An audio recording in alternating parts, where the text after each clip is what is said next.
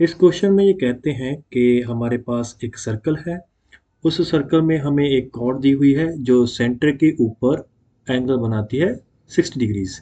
अब इस सर्कल का जो रेडियस है इट इज़ 15 सेंटीमीटर, ये हमें पहले से बताया हुआ है।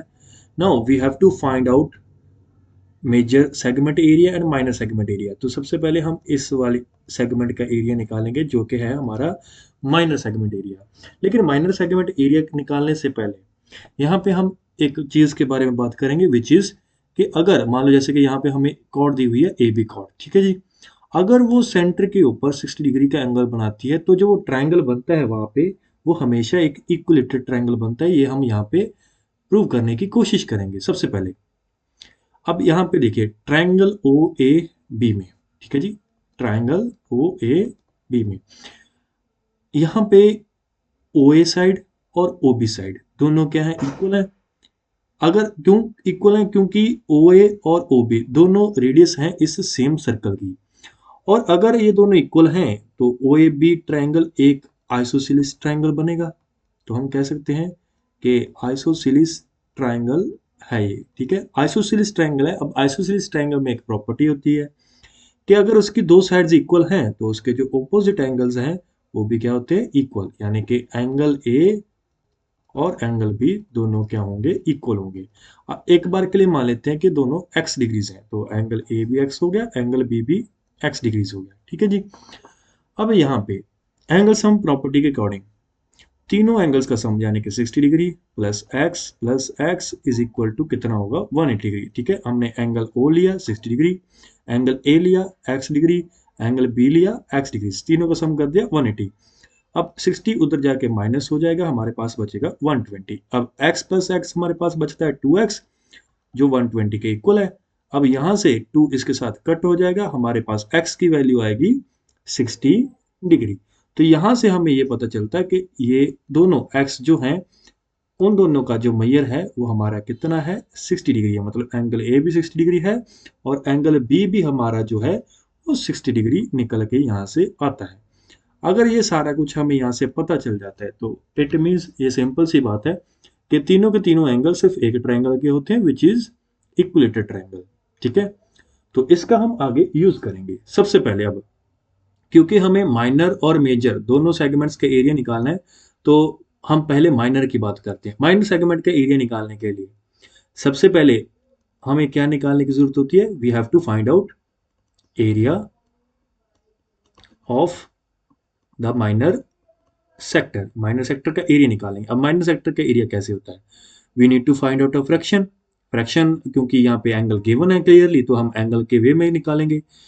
गिवन एंगल डिवाइड करेंगे complete angle that is 360 degree into multiply करेंगे इसको area of the circle which is pi r square. अब 60 और 360 कट के हमारे पास क्या बना, 1/6। अब पाई को इन्होंने बोला है कि यूज पाई एज 3.14, तो पाई की जगह हम 3.14 यूज कर रहे हैं और रेडियस हमारा है 15, तो यहाँ पे आ जाएगा 15 का स्क्वायर।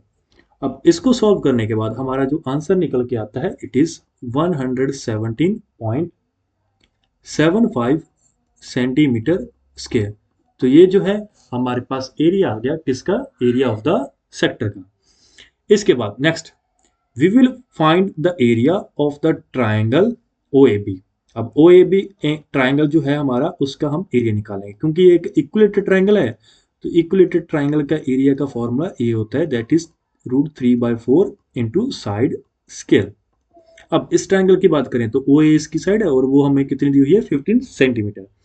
तो उस तरीके से इसका एरिया आ जाएगा √3/4 इंटू 15 का होल स्क्वायर।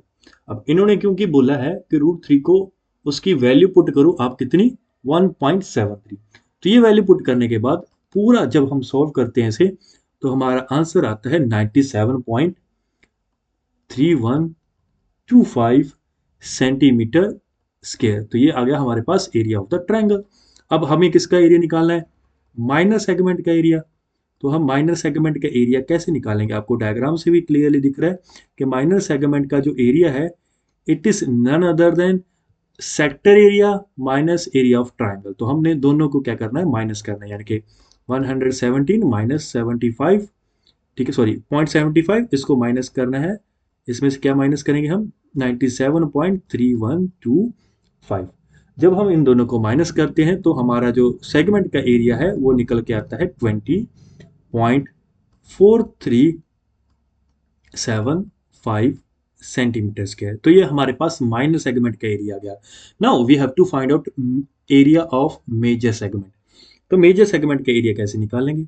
अब सिंपल सी बात है, area of major segment, sorry यहाँ पे गलती होगी, हाँ जी, एरिया ऑफ मेजर सेगमेंट। तो मेजर सेगमेंट अगर आप डायग्राम से देखोगे, देखो ये रहा हमारा माइनर सेगमेंट। अगर इस पार्ट को कट कर दो सर्कुलर में से, बाकी सारा पार्ट ले लो, यानी कि यहां से लेकर ये पूरा जो पार्ट है ये आप बीच में इंक्लूड कर लो, ठीक है, ये सारा पार्ट। तो ये आपका बन जाता है क्या, मेजर सेगमेंट। ठीक है जी, ये सारा आपका जो है मेजर सेगमेंट बन जाता है। अब इसका एरिया अब हमने निकालना है।